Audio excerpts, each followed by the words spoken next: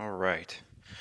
Let's get this out of the way first. The thoughts, views, and opinions expressed on Tailboard Talks Firefighter podcast are solely those of the speakers, guests, and host, and do not in any way represent the thoughts or views or opinions of any other employer, partnership, or sponsor. The material and information in this podcast is for general information purposes only and should be used at the listener's discretion. Here comes the intro. Skip forward 30 seconds if you want to get right to the episode. This is the Tailboard Talk podcast, the best health, wellness, and lifestyle resource for the fire service. We're using stories, lessons, and tips from the front lines to give a realistic view of what the job can do to us and how we can make it out alive. I'm Chris Morella, a firefighter since 03, medic since 05, full-time since 08, and promoted to lieutenant in 20. I'm also a personal trainer and strength coach, and I'm here to give you the best information and host the best discussions to make us capable and durable, both on the job and away from it. So grab a heater, steal some fancy creamer from first shift, and let's go chat. It's all good. I forgot you were in the other part of the country. We East Coasters tend to, we think there's California and then the East Coast. I literally just had this talk with Taylor during our interview 2 days ago or whatever. I empathize with the people who are like, they're like, hey, we have someone from France to draw the U.S. And it's like Texas, cornfield, Seattle, and then New York. And it's like I'm really bad at geography, really good at navigating in directions, bad at geography. Everything is abstract to me. So it's like the state of Virginia. We've got Northern Virginia right outside of DC, and then like a blank state. It's just, and then Richmond, and then blank down to. I mean, I believe you. I have no idea. I was shocked when we were driving out to Maryland. And I was like, that's going to be like 25 hours of driving. It's 12. So good job. But I have no concept of where anything is. Ohio, I'm pretty sure Ohio goes from Illinois to Virginia. I'm not sure. There's probably some other ones in between. There's Pennsylvania in there somewhere. I don't know, dude. Anyways. Nebraska is somewhere. I don't know where that is. I know that's the opposite direction. That's flyover state. Down and away. That's down and away.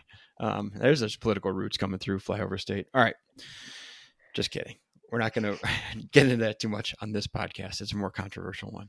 Anyways, fair enough. Why don't you do a quick intro? Tell me who you are. Tell everybody what you're doing, because you play a very specific, crucial role that I'm betting not a lot of people know exists. Like, your role is not a heavily publicized thing.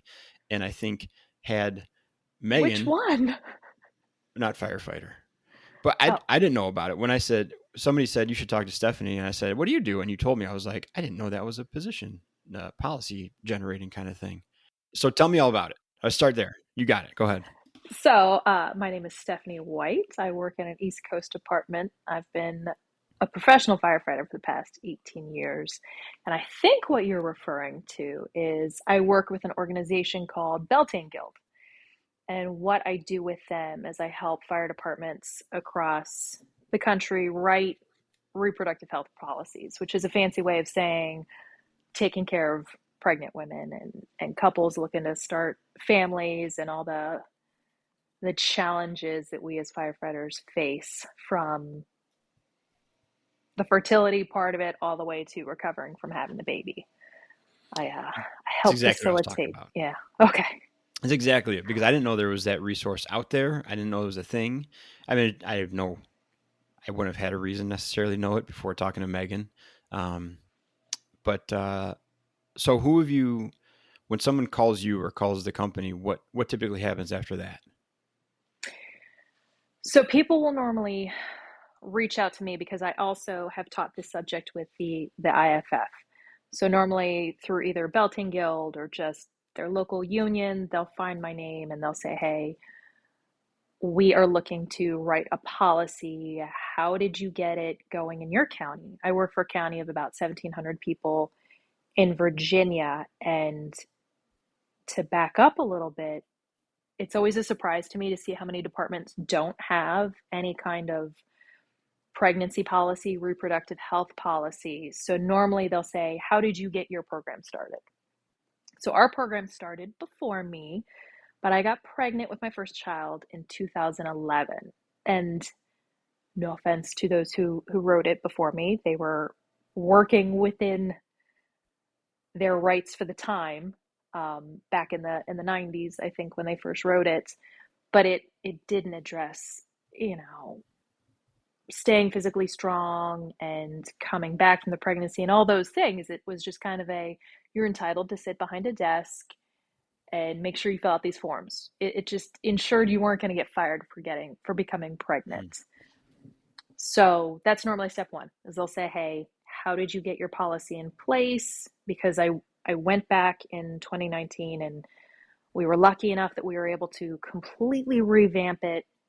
It still needs more work, but it addresses more of, hey, you have the right to sit behind a desk or not, stay active, and here's how to have a healthy pregnancy and to come back healthy from that pregnancy. So we've gotten step better, still more steps to take.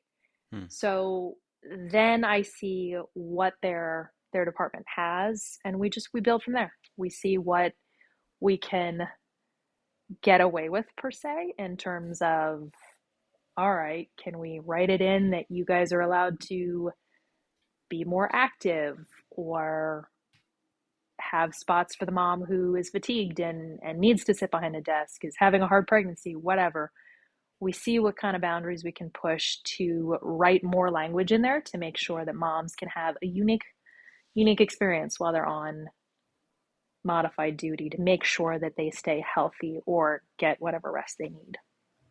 So how do you, if someone calls you and let's say a female calls you from the department and says, I want to bring you in and talk to my chief and my administrative staff. Have you been met with, what are the various things you've been met with? Like, are most people like ready and waiting for it? Or like, what is she doing here? We're not going to talk to her. Because you're coming in from the outside and you're going to tell these old white guys most likely how to change their entire universe, right? Or at least start thinking about something they haven't really had to think about in their tenure there. How do you create that gap or that bridge?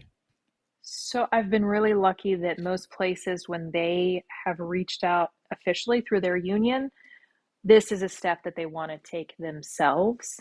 Luckily, if I've gotten the call that way, sometimes I have had females reach out and say, I don't have official authorization to do this. This is a project I took upon myself to do. And that is when we're met with more struggle, when it's a grassroots, non-approved movement of a female saying, hey, I want to start a family, but there's nothing on the books, and I'm terrified to start one without having some sort of official policy in place to protect my job. That's when I get the kickback.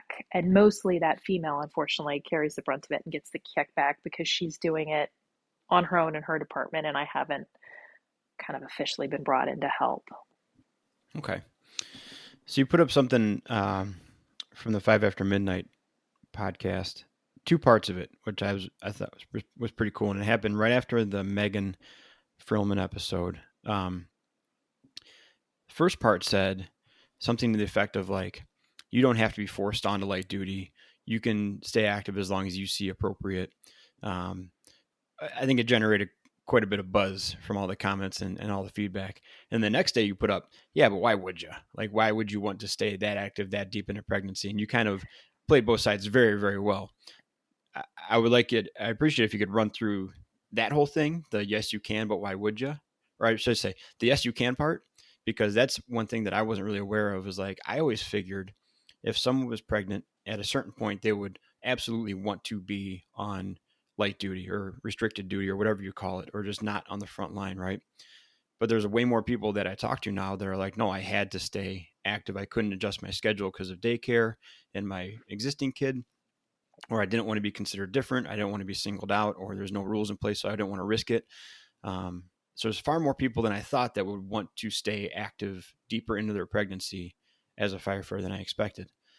But then there's the other side that you brought up in the second post, which was like, if there's a way not to, maybe do that. So run me through that whole universe. This could take up the rest of the episode, I have a feeling. So go for it. Wherever you feel like picking that one up, go for it.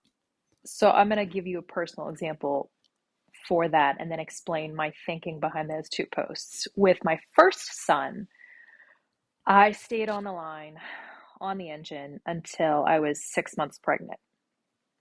And it was either the day, I think it was the day before I was scheduled to come off the line, we had a fire. And I ended up by myself on the top floor. I think it was 2 or 3 rooms off. And it was just a lot of work. And I was alone for a hot second until the truck showed up and gave me a hand. And we ended up, because they were investigating it for being a drug lab, we ended up being on the scene, I think, for like 6 or 7 hours into the night, freezing cold.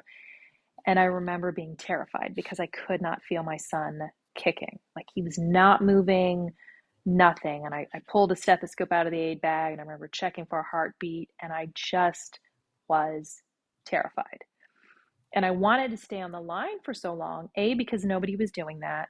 And I'm a stubborn a-hole like all of us firefighters are. We want to prove something. We want to say we can physically do something others can't. But also because I thought, well, being active is going to be great for this baby. And that's just where my head was at in the mid 2000s. Fast forward to my second son, who I had had 2 miscarriages in between my 2 boys. And I came out with him at 3 months. And none of that, and that was 2014. So none of the science that Sarah Jenke has been putting out there, and none of the research that anybody has been doing, was out yet. And it was just kind of a, don't get in a fight with a crackhead, keep away from meningitis, was really what the thinking was at the time. It was just protect yourself with the known infectious things. Well, now this science has come out, and it's terrifying with the rates of miscarriages, with the rates of birth defects, with the struggles that people have to even get pregnant.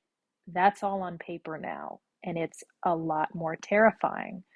So the duality of the posts was, one, departments still don't have policies on the books, right? So they cannot tell you, hey, you have to go on unpaid leave or use up all your leave because we don't have a spot for you and we have no policy. They cannot tell you that. They cannot tell you when you have to come out unless they have something in writing saying that there's a certain physical standard that you have to meet, which most places do, and then they send you off to go do that and you fail it. That's the example. And then the post the next day about why would you want to was, hey, if your department has a way to protect you and your baby, why would you want to? I understand some people cannot lose a paycheck because they've got nothing on paper to protect them and they have to stay on the line. But if you have something in place to protect you and your baby, don't risk it. I've been there. I've sat there in fear thinking I just cost, my child his life because I went in on a hot fire and did a lot of work. I sat there for 24 hours until they finally could find a heartbeat in utter fear, and I would never wish that on anyone. So protect yourself if you can, but if you can't, if there's nothing to protect your job, then I understand and walk that fine line, and that's a conversation that you have to have with yourself. But so that was really where those 2 posts came from. It was kind of a warning to employers: you can't push people out of a paycheck, and then a warning to women of, it's not worth it. If you're just out there trying to prove a point or trying to save leave, you don't need to. You're a mommy for these 9 months, and it's okay to step back and be a mommy. Your job is going to be there for the next however many years.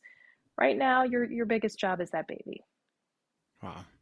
Well, thanks for sharing that personal story. That's a terrifying, thankfully valuable thing you went through. Because, I mean, how do you even mentally juggle that? Like, I'm just even thinking about if I was at home and my wife was a firefighter and she told me that, like, yeah, we went to this abandoned structure for no good reason, and this is my situation. I'm in the hospital wondering. I'm like, oh, there would be some feelings around that from both sides, right? And that seems like one of those things where you look back and in the moment you're like, what's the worst that could happen? I'll go to a few fires or a few calls or deal with this. But that's my job. I'm supposed to do that. And I know the risk involved in it. No big deal. And then after the fact, you're like, what was the what was that for? Like, what was the point of doing that and undertaking that known risk even?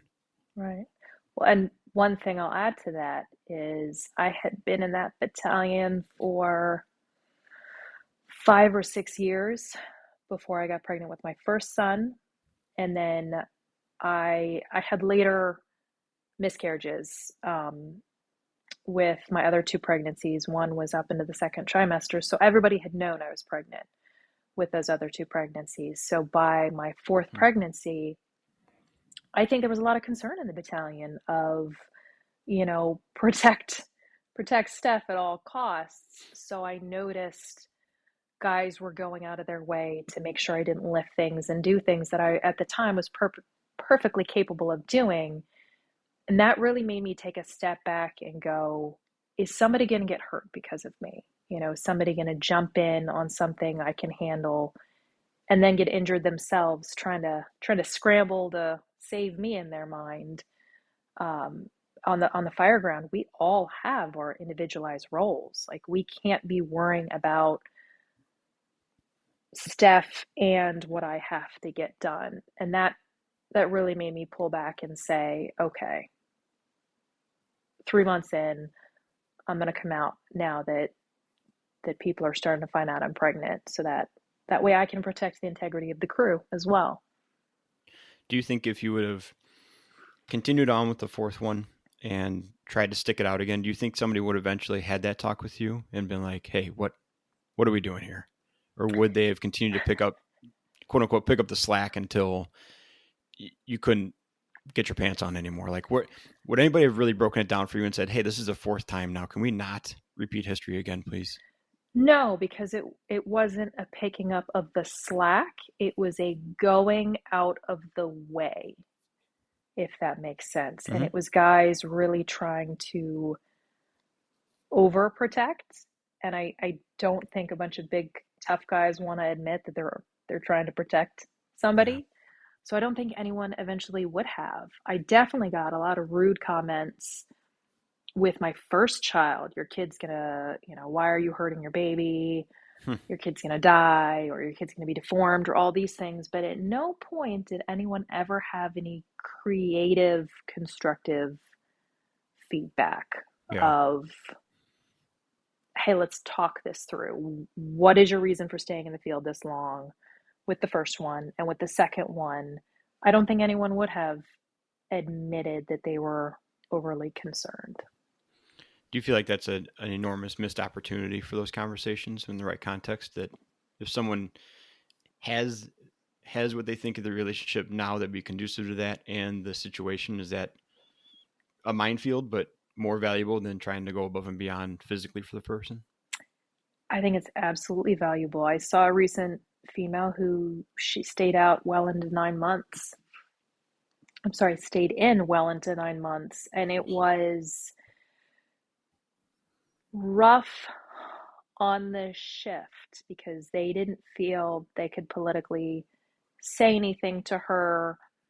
And you could tell that her energy levels and all these things, and also the area she was working in was a very rough area. So at any point, anybody on PCP could have kicked her in the stomach. So there was concern, and no one felt comfortable saying anything. So that needs to be something where a wise older female maybe gets a phone call and can more politically correctly come alongside. It would be great if the males in the crew felt comfortable enough, but if they don't, you know what, call another woman in the department and say, listen, I've got this female, because women are also more likely to know the science. And in that case, you've got a female who can say, listen, here are all the latest studies, and guide a female to make an informed decision that's maybe a better choice for her and her child. Yeah. Man. Isn't it weird how not strong we are as males a lot of times when it comes to like actually mattering about something? Like, you'd rather lift a 600-pound person so Stephanie doesn't have to, but you can't muster up the strength for 3 sentences worth of concern once in a while. I think it's a fine line of So my old battalion chief used to call them courageous conversations. Nobody knows how to have a courageous conversation. There's this whole barrier of nerves you've got to break through. And I think sadly, the other half of the people don't want to cross a political correctness barrier. I didn't approach this female either because I didn't want to cross that barrier. So I think it's kind of sad that, and this is a whole different political conversation, Yeah. it's sad that Yeah. in the fire service, we can't affect the health of someone's life by telling them true facts that could have a huge impact on their life, right? Hmm. Their health, the health of that child. We should be able to kindly, politely say something that's correct and not have to have fear of, well, this person's going to go complain about me and I'm going to get in trouble because they're a woman and I've said something to them and it Yeah. looks sexist. No, I'm saying something because the science says, Yeah. it's like this isn't the best life option for you right now. Tricky, man. So I want to Right? talk about something else tricky. Yeah, it's terrible. I mean, I should say what's terrible is that we're so handcuffed by our own selves. I think it just highlights the gap in communication that I wish wasn't there between the crews or the station or the leadership. Whereas you can come at this so many ways tactfully, and basically you don't have to try to, in my opinion, you don't have to come in with the opportunity, with the mindset of trying to affect their decision or push them out. But just like any other problem employee thing, calling them a problem employee, investigate, fact find, and figure out why and what's going on, and get a few different sides of this thing, and then see if you can make an informed decision together with the person. I feel like it carries such a preset designation of conflict that is just a bummer to me when it doesn't. I don't view it as pre-designated and necessity to be a conflict in every situation with this conversation. Well, here's where I'm going to blow your mind. That is where a well thought out and well done reproductive health manual or pregnancy manual takes a lot of the pressure off of you, Yeah. because if that science is in there, you can just print this out and give it to the person and say, hey, I'm not sure if you've read this yet, but this is in our pregnancy policy. Mm. Might pertain to you right now and your growing child. And that does take a lot of the stress and the pressure off worried coworkers or officers, is having all that science in there, because there's a lot more science that you can put in. There's how noise and how heat and Mm. how sleep. It doesn't just have to be firefighter specific, because the studies didn't really start till I want to say 2019, but there are older studies on those things that I mentioned: stress, sleep, loud noises, high heat, and how they affect the development of a baby.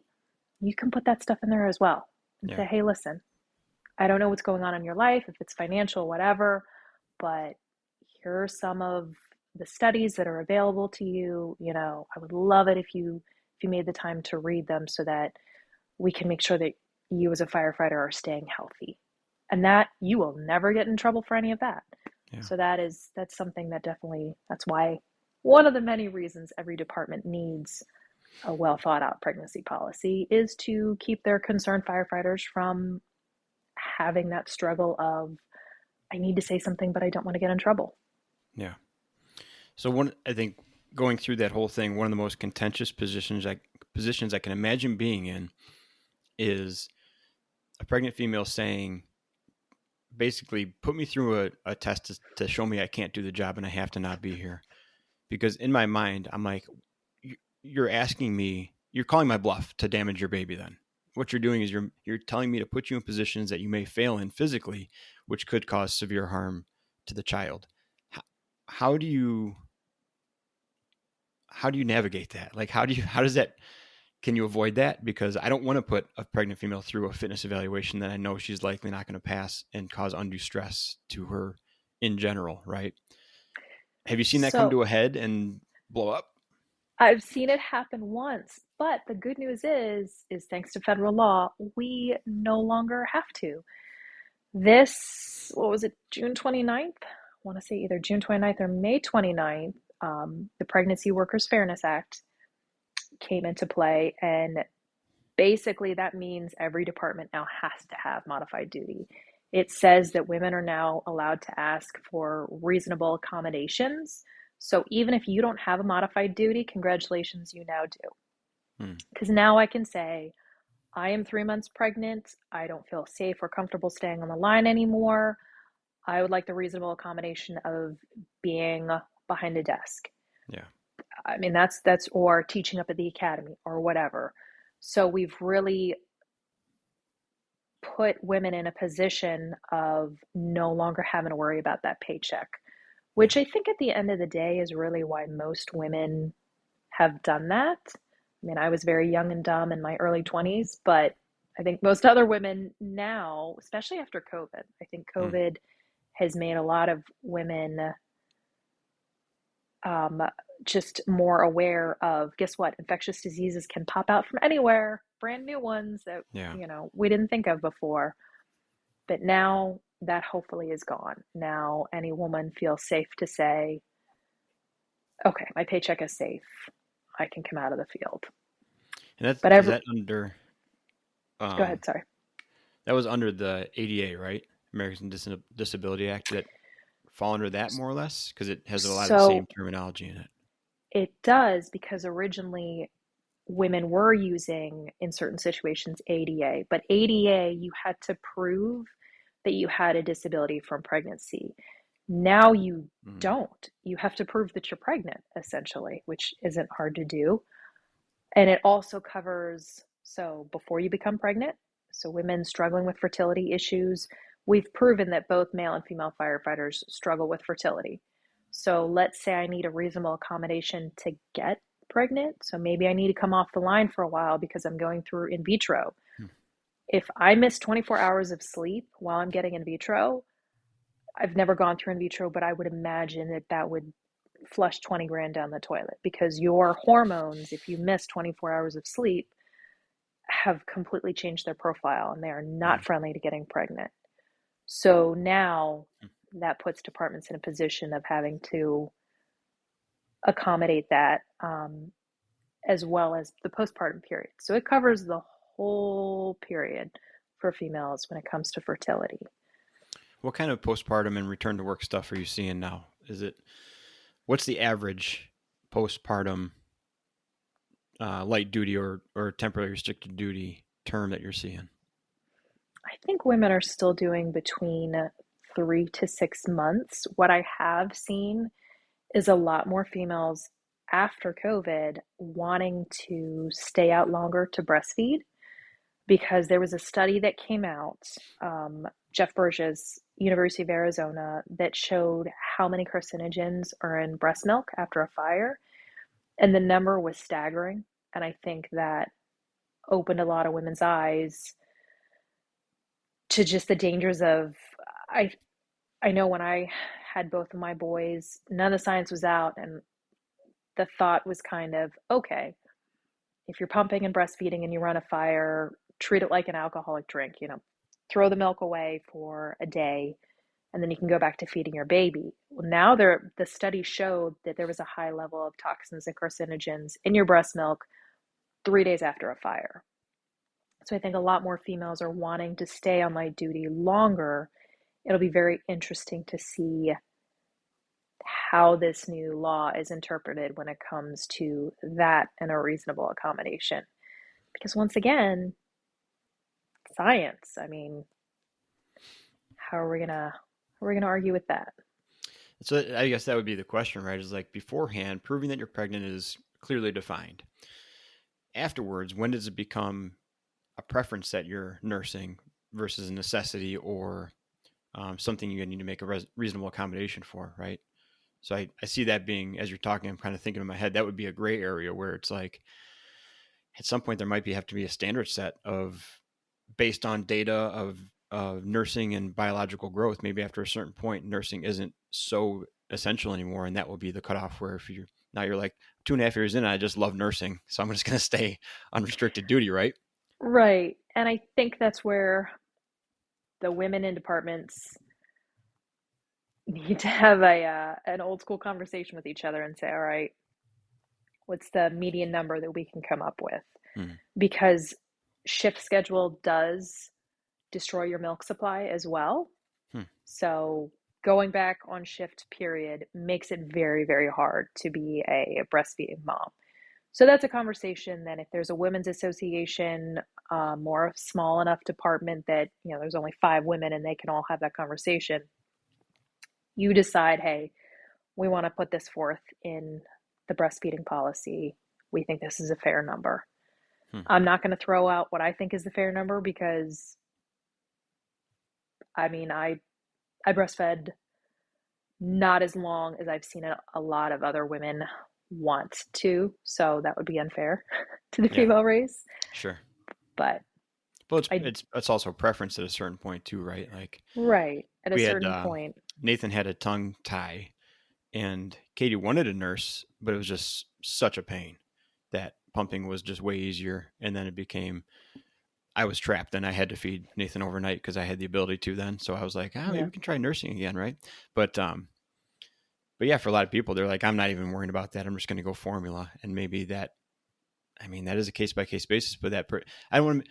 How do you make that person not undercut the other ones that do want to do it then, right?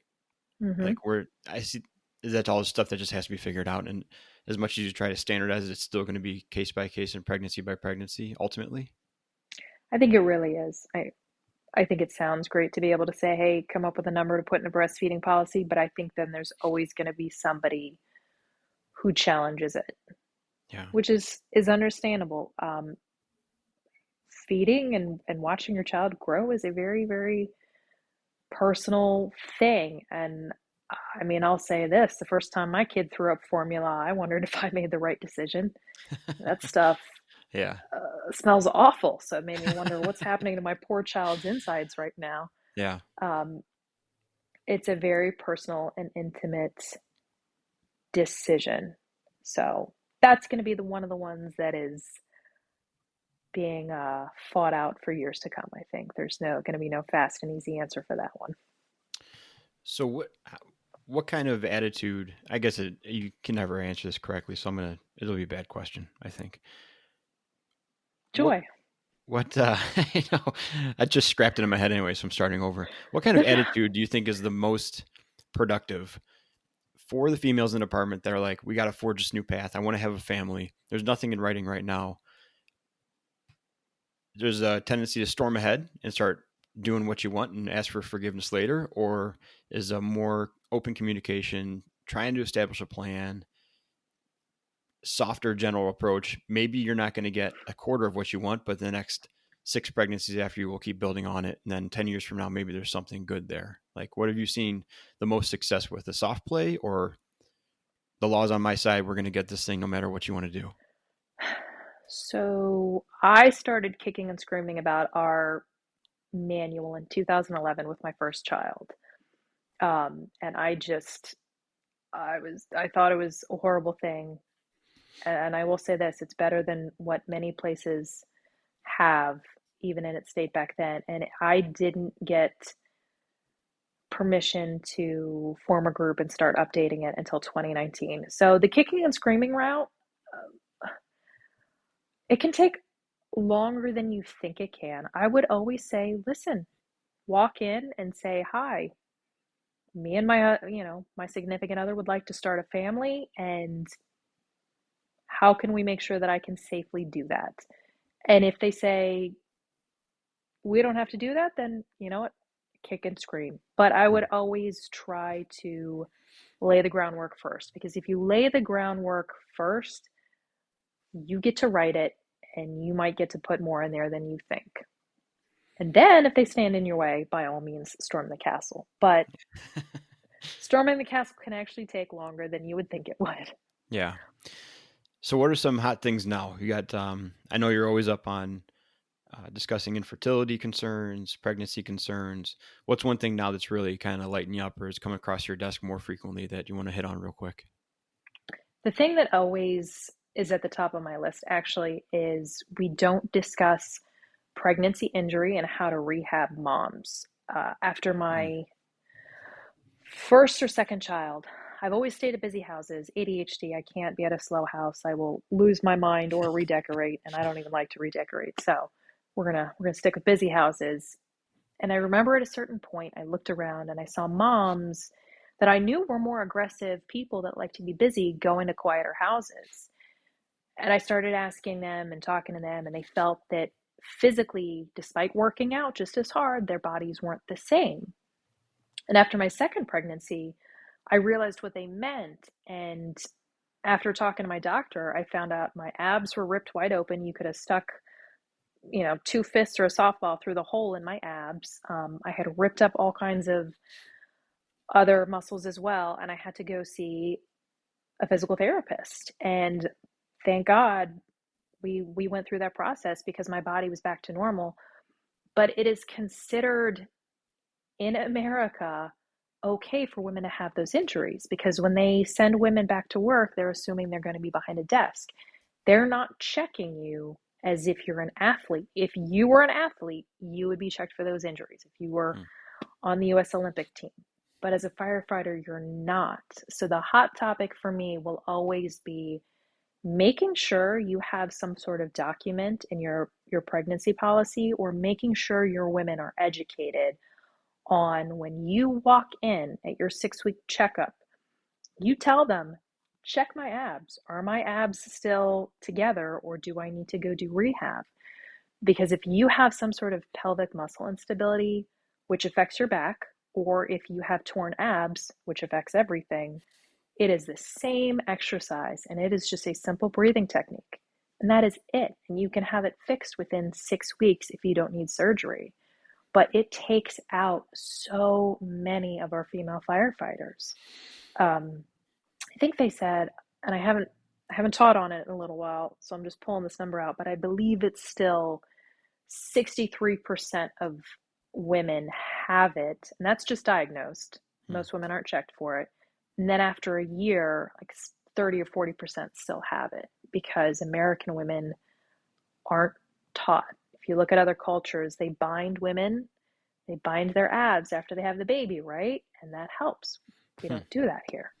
So that will always be my soapbox, is make sure your female firefighters know to be checked so they can still have these constructive long careers where they are safe and then their crews are safe because they're not walking around with an injury and they're not going to drop a ladder on their head or somebody else's because their core completely gives way.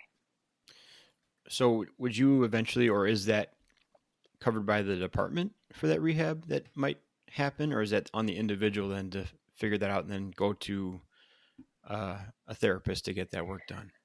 So most people don't even need to go to a physical therapist. When I say it's just a simple breathing, you've heard of stomach vacuums. Mm-hmm. That's all it is. If you need rehab, you probably need surgery. So that is on the individual with their insurance and all that. That's not a department thing. But if you have a department that has any kind of physical program, you have a trainer or anything like that, make sure your trainer knows what that is. Make sure your trainer knows how to do core rehab exercises with females. Because guess what, guys, weightlifters, they get that injury too. Mm-hmm. So make sure they know how to do it regardless. Yeah, that's Females and definitely, males that's get an it. interesting one. I think I would have to read up on it if so like if Megan comes back and she's like, "Hey, I need you to train me for this," I'd be like, "I got to do some reading on this one just to make sure we're doing this right," you know. But that's good to remind everybody. It's that simple. I would have thought it would take more to repair the diastasis like that. But that's good. So how have you started working that into departments then? Is that something that's been actively put in? That is something that I tell everybody to put in their manual. And when I teach, I do a small section on that. And I've been lucky that both times I've taught it at alts, I've had PT directors and the peer fitness guys say, well, yeah, we do the peer fitness for our department. We've never heard of this. So Yeah. it's kind of fun to watch that light bulb turn on, and hopefully we can have more females have a longer career because of it. That's very cool. I think. So, do you think it comes down to a lot of mentality of the department if they just want to resolve the problem as fast as possible and get this person back to duty, or if they want to invest in their people and make sure they have a long career? That seems like the two competing philosophies out there, right? Like, come on, get them through. If it was a knee injury, get them through surgery. Keep checking up on them. Get them through rehab. We're paying overtime while you're not here, so get back to work, kind of thing. Or I understand it's going to take 3 extra months. Why don't you make sure you come back and don't have to go off again in 6 months for the same injury? We're going to invest on the front end, kind of thing. I think 99% of the departments I've seen are absolutely miserable, and they fail consistently at making sure their firefighters, male or female, recover appropriately, right? It's a body in the field. It doesn't matter if it's after a baby or after a knee surgery. I think there are boxes that they just want to check and get somebody back out there. And um, it's a rushed process. And it Yeah. doesn't matter what kind of injury it is. Pregnancy itself is not an injury. Don't put it in that category. However, it can result in injuries. So make sure that those female athletes aren't injured. Make sure that the guy who just had knee surgery actually has a stable knee. Make sure your firefighters are on solid physical ground before we put them back in the field. And I think, sadly, because it is a hot button topic, I think you can, and what men forget is I think you can get more wins for your male firefighters by pushing female health. And I think that hasn't clicked for a lot of guys.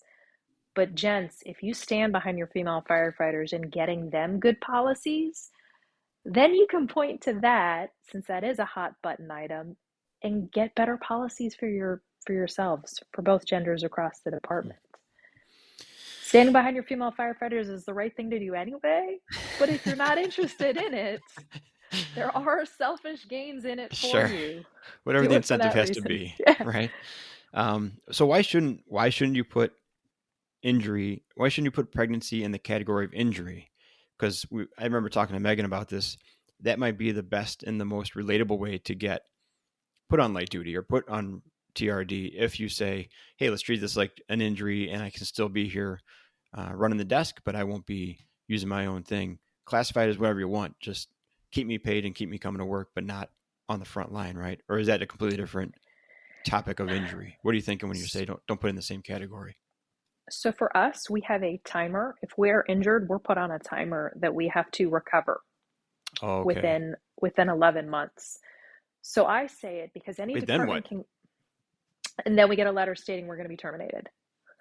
Okay. So right now in our department, women are subjected to that. So let's say Holy cow. I have preemies or I had to be on bed rest, so I came out at day one. I struggled with infertility, whatever. I stayed out 10 months of pregnancy. Well, I had a C-section. Well, they won't Mm. even let you drive until 6 weeks after a C-section. So I'm right up against that mark to get fired. So if you put yourself in an injury category, you are more subject to termination versus I also think it's a horrible mentality to have. Hi, I'm a woman. I can make babies. You can't make babies. I can make babies. This is a normal life thing. If you would like the planet to go on, you're going to let me go have a baby. It's a normal thing. It's not an unfortunate thing that happened to me, like spraining my ankle. Right. It's just a normal life event. Yeah. I understand that it does stunt the progression of and the evolution of this thing and becoming just another thing. If you have to classify it as something it's not to make it work. Well, and if we put it in the injury category, okay, what is breastfeeding in then? Or what if I wanted to stay off longer? Let's say I had a preemie and I want to stay off longer to ensure I have that safe milk supply for the baby, because that is absolutely imperative for a preemie child. Well, if I've put it in the injury leave category, then I've really got no wiggle room with that. Hmm. So all things to be determined, or All you're things, working on, right? the new PWFA really does help women out a lot because we are now federal law. And we no longer have to prove disability. We just have to prove this is a necessary accommodation. So we just talked about preemie. I can prove this is a necessary accommodation, or I had my abs cut open because I needed a C-section. Yeah. This is a necessary accommodation. Yeah. I don't have to prove that I am disabled from this event. I just have to prove, in order to become a healthy, functioning firefighter again, I need a little bit more help, and here's the help I need. I think the main word in there that a lot of guys who are resistant to it will fall back on is the reasonable, right? Reasonable accommodation. I'm sure there's still a mentality out there of like, oh, she's going to try to get away with something here and like make us bend over backwards to accommodate her. And I think that reasonable thing, they're going to be like, it's got to be reasonable though. Don't say anything that's not reasonable.